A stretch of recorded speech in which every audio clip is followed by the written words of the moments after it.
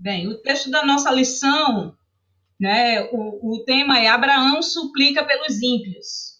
É isso? Lição 10, e está baseada em Gênesis capítulo 18, certo? Gênesis capítulo 18 vai nos trazer justamente essa experiência aí. São duas lições bem interessantes aí com relação a esse texto sobre Abraão, que Gênesis traz justamente nesse capítulo 18 dois temas: a questão da hospitalidade, né, e também a questão da intercessão. Então, a gente vê que esses são os temas da nossa aula, dois temas aí ligados, né, nessa experiência de Abraão aqui. A gente vê dos versículos 1 ao 16 essa parte da hospitalidade. E na sequência dos versículos 17 ao 22, nós vemos que é uma preparação para a questão da destruição de Sodoma e Gomorra. Versículos 23 a 33, nós vemos que Abraão intercede junto a Deus pelas pessoas daquelas duas cidades, de Sodoma e Gomorra. Então, é a intercessão que Abraão faz pelos ímpios, pelas pessoas pecadoras, né? E que nós devemos também usar esse exemplo, né? Esse exemplo. Então, aí nós vemos aqui que no tocante a Abraão, podemos aprender muita coisa observando o seu comportamento quando sua fé e obediência foram postas à prova, né? A gente viu, em primeiro lugar, a saída dele da cidade de Ur dos Caldeus, né? De uma terra muito idólatra, né? De vários deuses que eram adorados até pela sua própria família. Então, Abraão sai com a promessa de ir para uma terra, né, que Deus lhe promete, tanto para ele como para toda a sua descendência. Depois a gente vê Abraão abdicando de terras melhores em função do seu sobrinho Ló, né, quando há aquela desavença entre os pastores de Ló e os pastores de Abraão. E aí Abraão decide, para resolver a situação, para ficar tudo em paz na família, o que acontece? Ele fala para Ló escolher qual lado da campina, qual a região que ele quer acampar com os seus servos, com sua família. E ainda dividindo, mas mesmo assim procurando a paz, né? A concórdia, né? A harmonia. E na sequência nós vemos também uma outra situação de que Abraão é obrigado a fazer com que Ismael seja afastado da sua casa, né? Porque Ismael é o filho primogênito de Abraão, mas não de uma relação aprovada por Deus, né?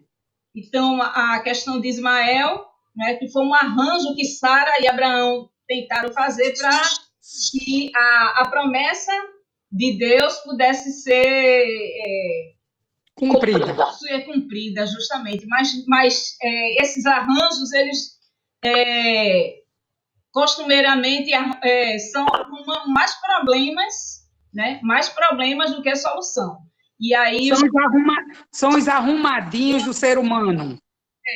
Que muitas vezes, né? Então, esse arrumadinho aí, Abraão, por ser um ser humano falho, como todos nós, né? E mesmo sendo um dos heróis da fé, né? Figura entre a galeria dos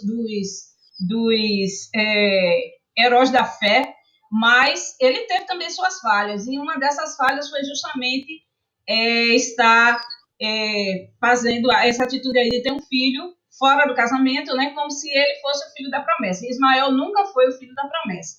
E, no entanto, causa uma desavença muito grande, porque é filho com uma escrava, né, Agar, e aí ele precisa depois despedir essa escrava junto com o filho, mas com certeza isso doeu muito no coração dele, mas era necessário no momento.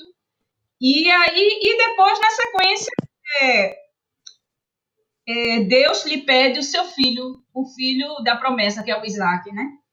Em sacrifício. E, no entanto, Deus dá o livramento, né?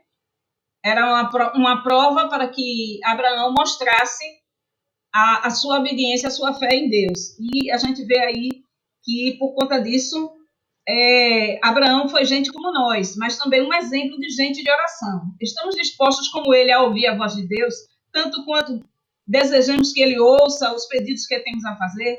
Recebemos os mensageiros e as mensagens do Senhor em nossa mente e coração de bom grado? Intercedemos com determinação em favor do perdido, mesmo tendo que confrontar a ira justa de Deus? Muitas vezes a gente intercede a Deus, mas pelas pessoas que são da nossa família, as pessoas que a gente ama. É muito fácil você interceder por pessoas dessa forma, mas você interceder por pessoas que são más, pessoas ímpias, pessoas que não obedecem a Deus, já é um pouco mais difícil, mas Abraão nos dá esse exemplo, né? Aí nós vamos ver aí versículos de 1 a 8,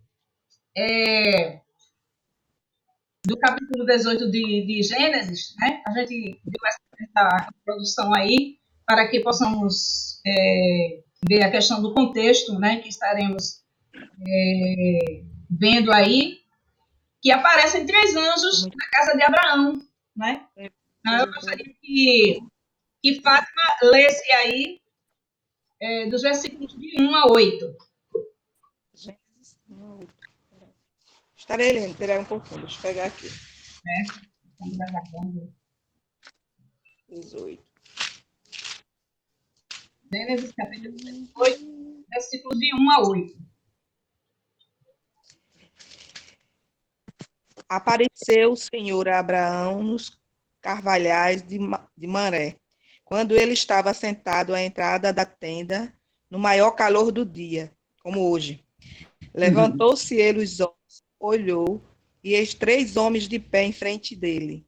Vendo-os, correu à porta da tenda ao seu encontro e prostou-se em terra e disse: Senhor meu, se acho mercê em tua presença, rogo-te que não passes do teu servo. Traga-se um pouco de água, lavai os pés e repousai debaixo desta árvore. Trarei um bocado de pão, refazei as vossas forças, visto que chegaste até o vosso servo, pois seguireis avante. Responderam, faz como disseste. Apressou-se, pois, Abraão para a tenda de Sara e lhes disse: Amassa depressa 3 medidas de flor de farinha e faze pão assado ao boralho. Abraão, por sua vez, correu ao gado, tomou o novilho tenro e bom, e deu-o ao criado, que se apressou em prepará-lo. Tomou também coalhada de leite e o novilho que mandara preparar, e pôs diante deles, e permaneceu de pé junto a eles, debaixo da árvore, e eles comeram. Então lhes perguntaram: Sara, tua mulher, onde está? Ele respondeu: Está aí na tenda. Disse-lhe um deles: Certamente voltarei a ti daqui a um ano. E Sara, tua mulher, dará à luz a um filho. Sara o estava escutando à porta da tenda atrás dele. Pronto, tá aí o 10. Abraão e Sara eram velhos. Até o 10 mesmo, tá bom. Pronto. Disse-lhe um deles: Certamente voltarei a ti e daqui a um ano. E Sara, tua mulher, dará à luz a um filho. E Sara estava escutando à porta da tenda atrás dele. Veja, né, que nós vemos aí que 3 varões aparecem, né? Aí, vendo, aí Abraão vai recebê-los e já oferece a hospitalidade. Veja que eles não pedem a hospitalidade. Eles não pedem para passar a noite na casa dele, na tenda dele, né? No caso, no tempo eram tendas. E a hospitalidade era uma coisa comum na época, porque muitas caravanas passavam, iam procurando melhores pastos para os seus rebanhos, iam procurando lugares mais próximos que tivesse a água, né? Rios que pudessem, ou plantações para que pudesse alimentar todos da sua família, né? Então, era muito comum ter essas caravanas e a hospitalidade era muito evidente nesse tempo. certo? Então, Abraão se apresenta, se coloca à disposição daqueles 3 varões, que no caso são anjos, né, enviados por Deus, estavam passando por ali e aí são recebidos por Abraão. E ali eles fazem, né?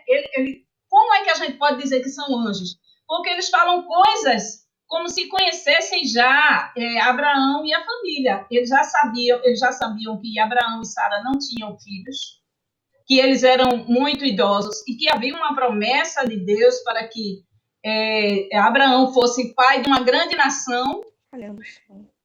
Todas essas promessas e veja. E quando a gente vê, os anjos dizem, né? Onde está Sara, tua mulher? Já sabia o nome de Sara, já sabia a situação que eles estavam passando.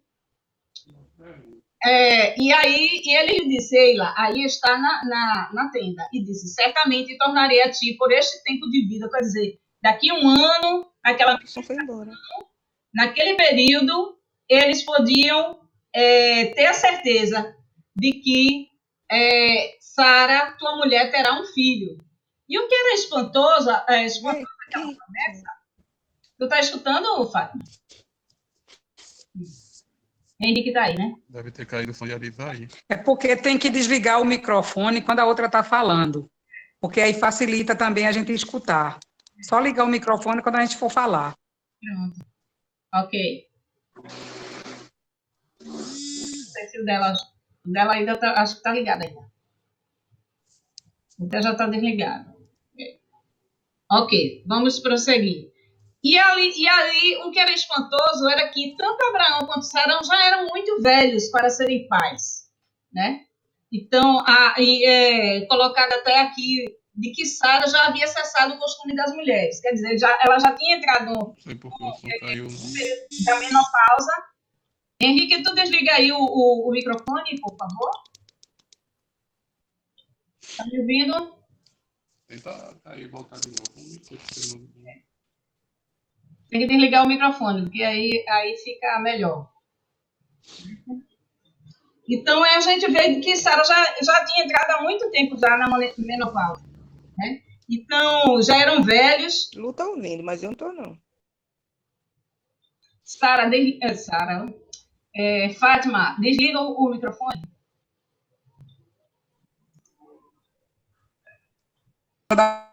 Pronto. Aí nós vimos aí essa questão biológica dos dois já estava praticamente impossível, né?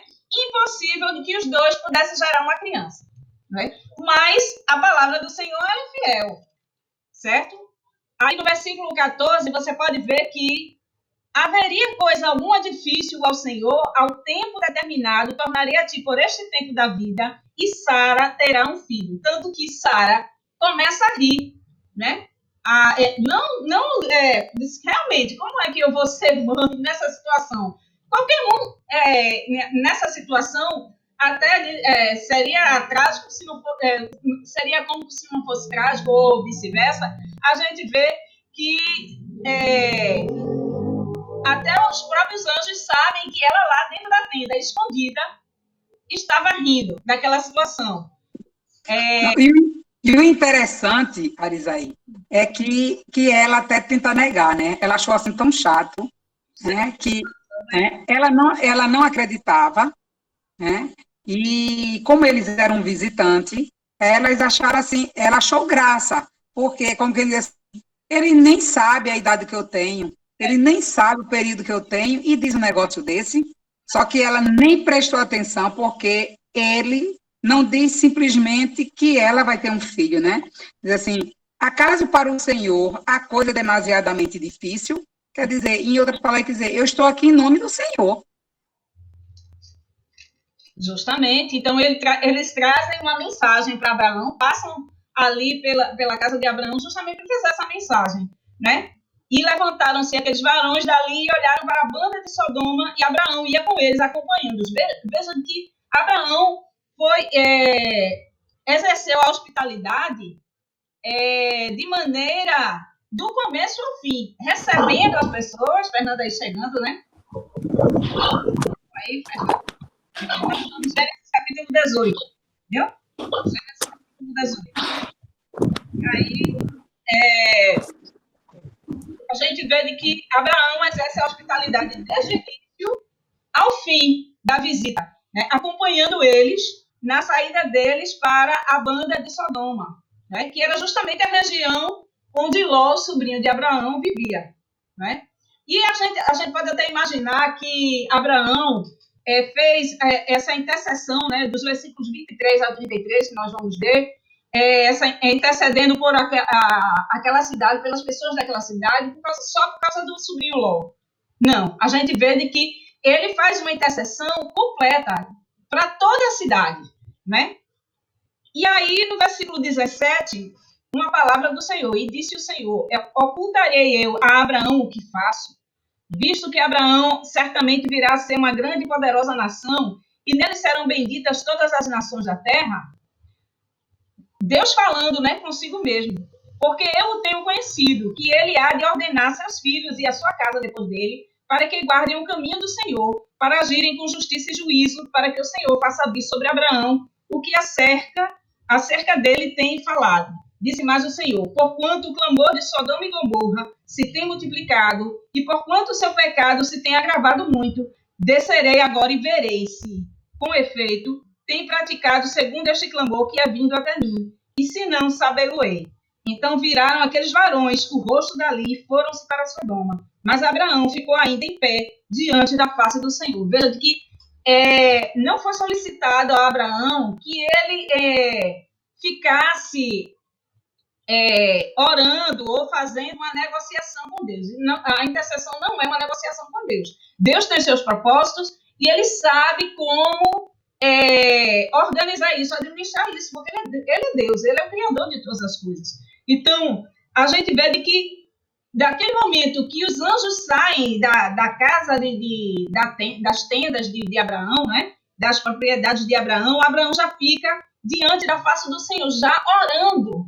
Eu acho interessante isso, que ninguém ensinou, olha, Abraão, você tem que interceder por aquele povo de Sodoma e Gomorra que é muito pecaminoso, que é muito pecador. Não, ele mesmo, por si mesmo, pelo sentimento que ele tem de compaixão por aquele povo, e com certeza ele sabia dos rumores do que acontecia em Sodoma e Gomorra, e sabia que o seu sobrinho, a família do sobrinho dele estava vivendo também naquele ambiente.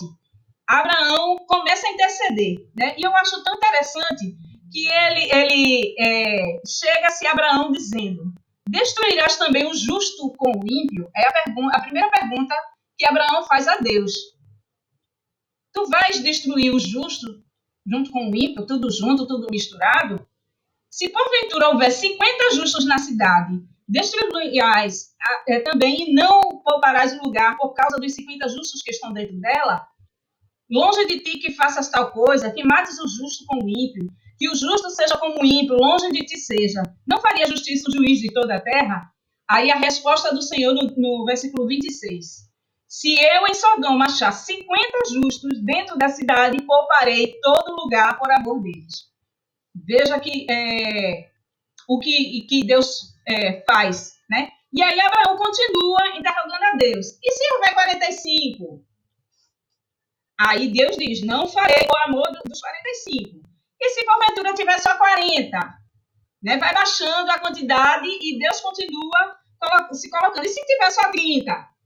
Não farei se achar ali 30. E disse, eis que agora me atrevi a falar ao Senhor. Veja, ele começa a se sentir numa posição, olha Deus, eu sei que eu estou sendo atrevido, ousado, mas se tiver 20? E disse, não a destruirei por amor dos 20. Disse mais, ora, não se ire o Senhor, que ainda só mais esta vez falo. A última vez, né, que ele fala, se porventura se acharem ali 10 pessoas, né? E disse, não a destruirei por amor dos 10. Deus assume o compromisso com Abraão. Se tiver 10 pessoas, eu não vou destruir essa cidade. Só que não tinha essa quantidade, né? E foi-se o Senhor quando acabou de falar a Abraão. E Abraão tornou ao seu lugar. E aí, essa intercessão, né? Não é uma negociação. Intercessão não é... aí chegando também para a nossa aula. Seja bem-vinda. Estamos em Gênesis capítulo 18, certo? Lição 10. Abraão suplica pelos ímpios. a gente vê aí, como a gente já tinha falado, duas lições: a questão da hospitalidade e a questão da intercessão de Abraão com relação aos povos, as pessoas que estavam ali em Sodoma e Gomorra. Se a gente for olhar direitinho, o capítulo 19 mostra a situação dessa cidade, não é? Essas duas cidades, que a pecaminosidade tinha chegado num nível que Deus não estava mais suportando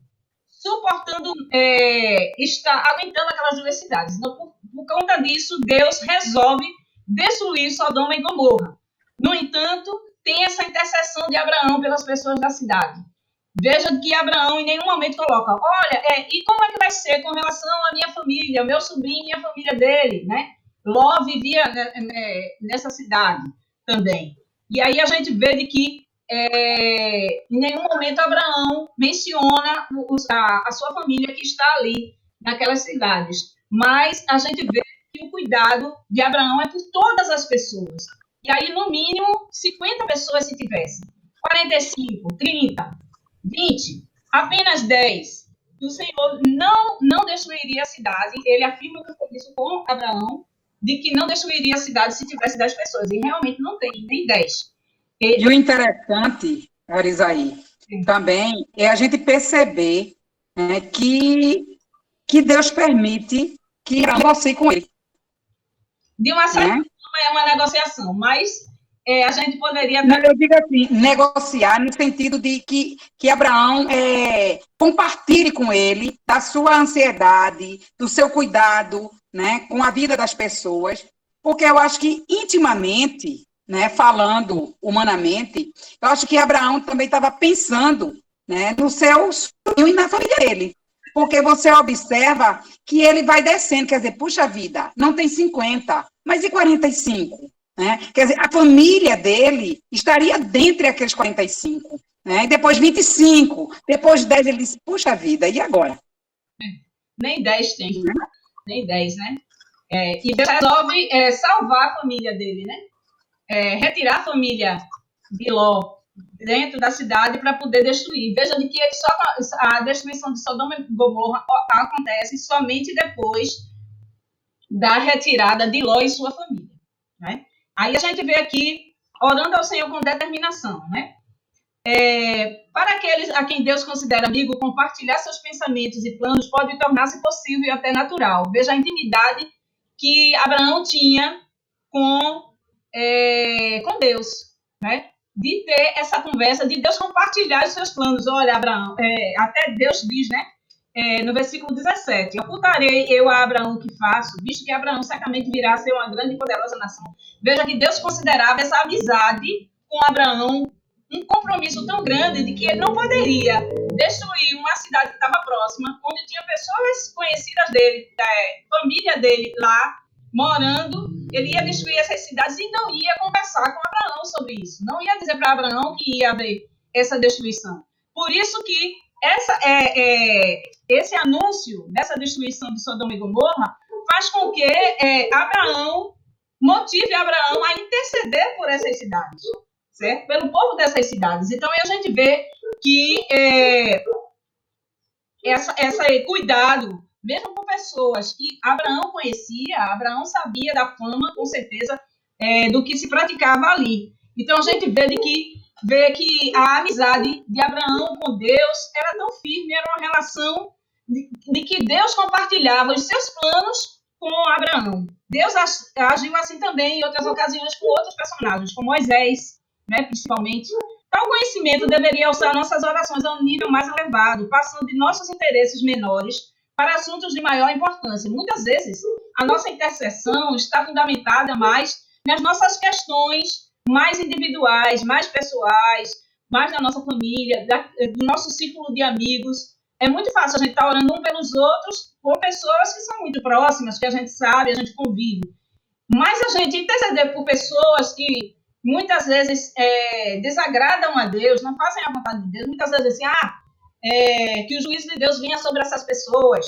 É muito mais fácil a gente dizer isso, né? Que Deus castigue eles, tudinho. Não, de forma nenhuma. A intercessão de Abraão ela estava fundamentada na compaixão pelas pessoas, sabendo que elas são criaturas de Deus e que ele queria que tivesse mais uma oportunidade de que elas pudessem se arrepender. Mas, pela situação que estava, Deus conhecia a situação do coração daquelas pessoas e sabia que elas dificilmente se converteriam. A gente vê a diferença para a cidade de Nínive, né? A gente agora, lembrando, a cidade de Nínive, ela foi alertada que seria destruída se as pessoas não se arrependessem. Era a mensagem que Jonas tinha para dar àquela cidade de Nínive. Mas o que acontece é que na cidade de Nínive as pessoas se arrependem, todos, né? Todos se arrependem.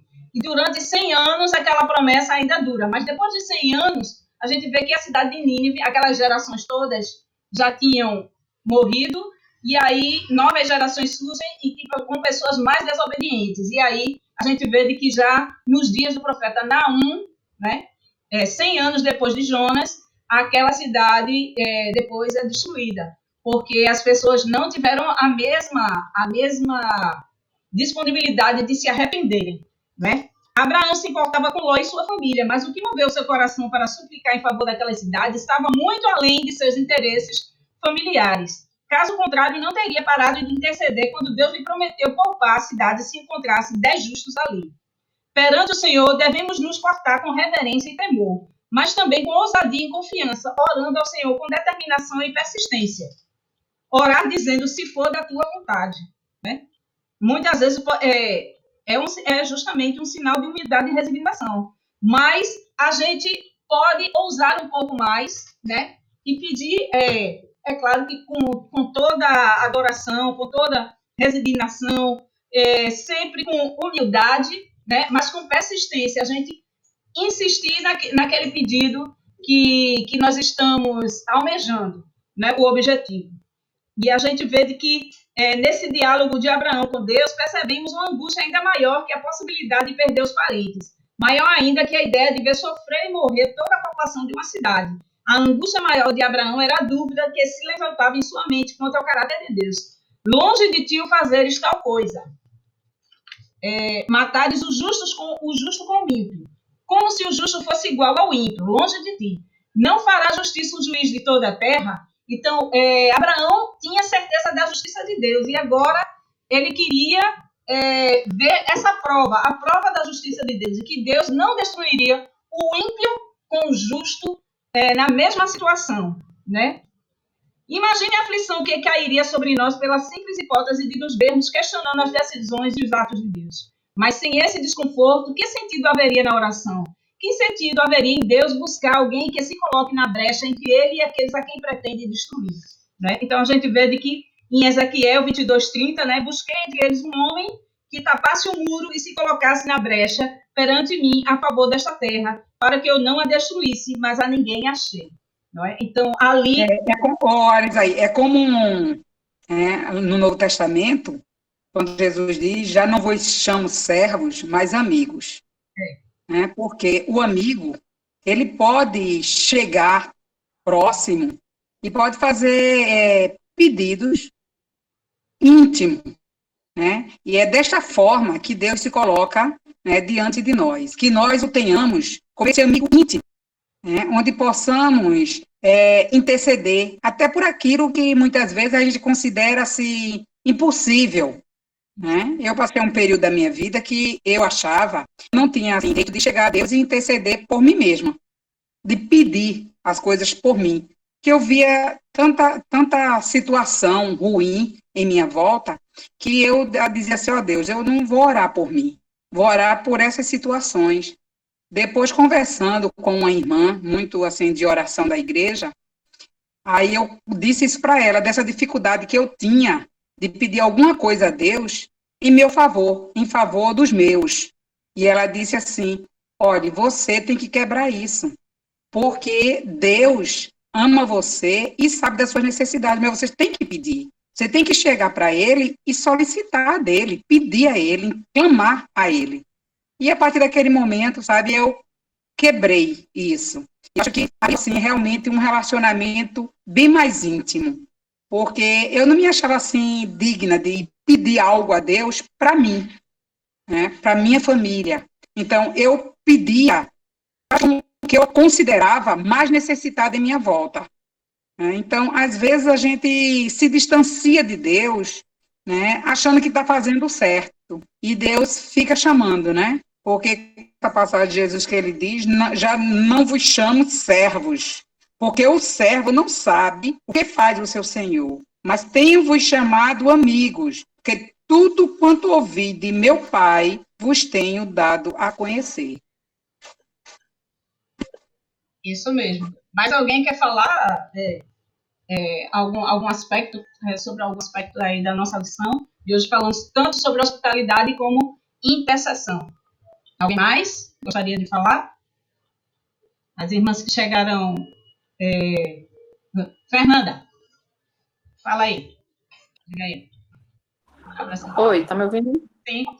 Eu perdi a parte da hospitalidade, mas falando aqui sobre intercessão, foi bom você fazer aquela comparação, né, com o livro de Jonas também, porque a gente vê aqui a importância da gente orar por qualquer pessoa, independente se essa pessoa é uma pessoa que tem boas atitudes ou mais atitudes, porque lá no final do livro de Jonas, tem aquela cena lá que chama a atenção, né, da árvore que cresce, e Jonas fica ali pegando a sombra da árvore, e Deus destrói aquela árvore, e Jonas começa a sofrer por causa daquilo, né?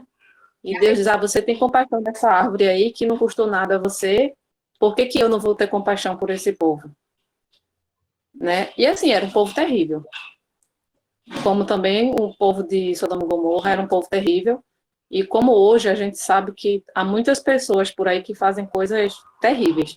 E nós, como seres humanos, assim, quando a gente vê, a primeira atitude da gente, infelizmente, é desejar o mal, né? Normalmente a gente vai desejar o mal. Dificilmente alguém vai dizer assim, Senhor, tem misericórdia desse povo. A nossa primeira resposta é querer o pior para aquela pessoa. Então, assim, cabe também a gente orar, pedir a Deus que toque no nosso coração para que a gente tenha essa compaixão, né? Que Deus tem em orar por qualquer um, porque a vontade de Deus é que todos se salvem, né? Sem exceção. Então, que, assim, o arrependimento venha a essas pessoas também, né? Que Cristo morreu por todos nós. Todo aquele que receber a Cristo, ele é salvo. Ele pode ter a salvação. Então, assim, que a gente realmente tenha esse coração, né?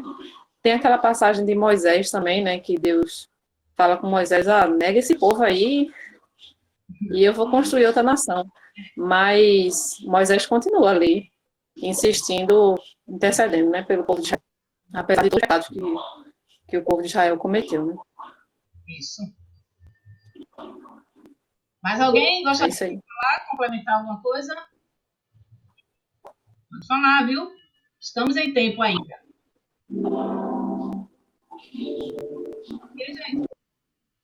Mais alguém gostaria de compartilhar, falar, dar sua contribuição? Fátima está sem microfone aí. Fátima está querendo falar, eu acho. Conseguiu botar aí o microfone?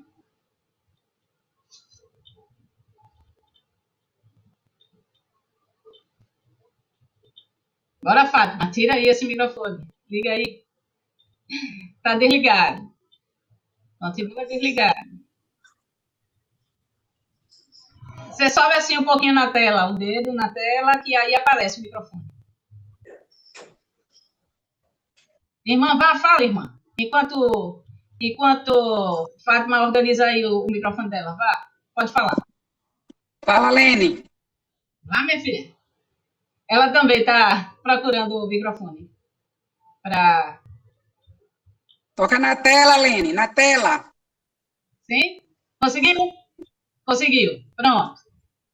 No que Fernanda falou, eu entendo assim, que as pessoas, assim, ela transfere muito para Deus, assim, que a justiça de Deus seja feita. Geralmente, quando a gente vê um mal, como ela disse, assim, a gente geralmente, no coração da gente, automaticamente, a gente diz, assim, eu fazia assim. Mas, de outra forma, as pessoas transferem muito assim a responsabilidade para Deus. Aí o povo que não tem conhecimento da palavra do Senhor não vai seguir a Deus nunca, porque vai achar Deus perseguidor, Deus mau, carrasco. Aquele Deus não é o Deus de amor que a gente entende. Porque geralmente, eu não sei se vocês já ouviram alguém assim, mas a justiça de Deus vai ser feita. Mas assim, com entendimento, como se Deus fosse o provedor do mal. Aí, às vezes, até fica assim, meu Deus, o povo tem a misericórdia de Deus, porque, assim, é muita coisa para Deus, que, na verdade, fomos nós que fizemos o pecado, que fizemos o mal, mas as pessoas transferem muito esse lado, assim, que a justiça de Deus vai ser feita. Claro, Deus é justo, mas existe a maneira de se dizer isso. Eu entendo por esse lado. Amém? Amém. O que a gente deve Amém. a partir daí da fala da irmã Dilene, é justamente de que, quer que a gente queira ou não, a justiça de Deus, ela prevalece. Deus é soberano, ele sabe como agir, como resolver as questões, né? Muitas vezes a gente quer se colocar no lugar de Deus para resolver as coisas, da forma como a gente quer, né? Então, a justiça de Deus ela é soberana, Deus é soberano sobre todas as coisas. Tenha certeza disso, que Deus não vai fazer algo que fira o próprio ser dele, né? Deus não atua contra a própria natureza dele, certo? Deus é justo, Deus é soberano, Deus é todo-poderoso, então nunca ele vai agir contra essa própria natureza dele. Então Deus é amor, Deus é justiça também. Então ele sabe quando ele vai usar mais justiça, amor, a dosagem de cada um desses elementos. Então, muitas vezes a gente coloca em algumas situações, né, que a justiça de Deus vai como se Deus não tivesse ouvindo ou também não tendo o controle mais das coisas. Né? E muitas vezes, Arisaí, a gente quer que Deus faça justiça conforme o que a gente entende, conforme o que a gente vê. E a gente pede até que o Senhor faça justiça. Né? O que a gente coloca nesse tom é justamente, eu estava conversando com uma vizinha aqui, né, que é minha conhecida de muitos anos. Eu ensinei o filho dela mais velho, e eu não estava sabendo que em outubro do ano passado o filho dela foi assassinado, e esse que foi meu aluno. E ele tinha algum envolvimento com drogas, mas fazia muito tempo que ele já tinha parado, ele constituiu uma família, estava com uma filhinha recém-nascida, tinha um filho mais velho, então estava assim, se organizando, os pais sempre deram muito apoio, são evangélicos, moram aqui na rua. Eu não sabia que em outubro do ano passado ele tinha sido assassinado.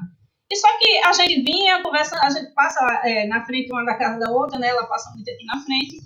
E aí eu peguei e perguntei, né? Porque eu nunca mais tinha visto ele, e perguntei. Na minha inocência, eu não falo com muitas pessoas, sempre dentro da minha casa. E aí eu disse, tu não soubesse não o que aconteceu com ele? Aí eu disse, não. E o que foi, menina? O que aconteceu? Chega, me deu um susto, né? Eu disse, não, ele foi assassinado. Né? Mas Deus vai fazer a justiça. Ela ainda está, né, muito recente, assim, perder um filho dessa forma, né? E aí muitas pessoas poderiam dizer, também ele já era envolvido com essas coisas, já tinha sido preso, né? Mas estava se organizando, já estava há muito tempo longe dessas coisas, estava, né, com o apoio da família, tudinho, né, que sempre ajudou muito. E aí deixou, né, uma esposa muito nova, né, com 20 e poucos anos, com 2 filhinhos menores, né? O menino mais velho não tem nem 3 anos, tem uns 2 anos. De um ano para 2 anos e tem uma neném novinha. E eu lamentei tanto. Desde esse tempo eu disse para ela que ia estar orando pela família, né? Pelos pais, porque realmente é uma situação muito, muito difícil. Você vê um filho que você criou com tanto carinho, com tanto zelo, né? Com tanto conselho, morrer dessa forma. E aí ela colocou, ainda está naquele sentimento, né? De a justiça de Deus, e essa pessoa vai pagar aqui mesmo. Não é? Então, mas que eu estou orando para que Deus quebrante esse coração, para que possa perdoar. Eu sei que é muito difícil. Eu não sei mensurar a dor que uma mãe e um pai que viveu essa situação pode estar sentindo. Eu não sei mensurar. Eu não posso dizer, eu fico imaginando como. Eu não sei imaginar uma dor dessa. Então, desde então, Eu venho orando por esse casal, pela família, né, toda, para que Deus possa conceder da sua graça, da sua misericórdia, e para aquele que cometeu isso também, que ele possa vir a se arrepender, né, e encontrar a graça e a misericórdia do Senhor, né? Isso seja. Tem mais alguém que queira falar alguma coisa, gente? Fátima desligou o microfone, desapareceu, sumiu. Mas aí é que a gente possa estar, né, sempre prontos, assim, a estar estudando a palavra do Senhor. Tá bem, gente? Amém. Amém? Eu vou parar a gravação aqui para a gente... Abençoe, minha amada.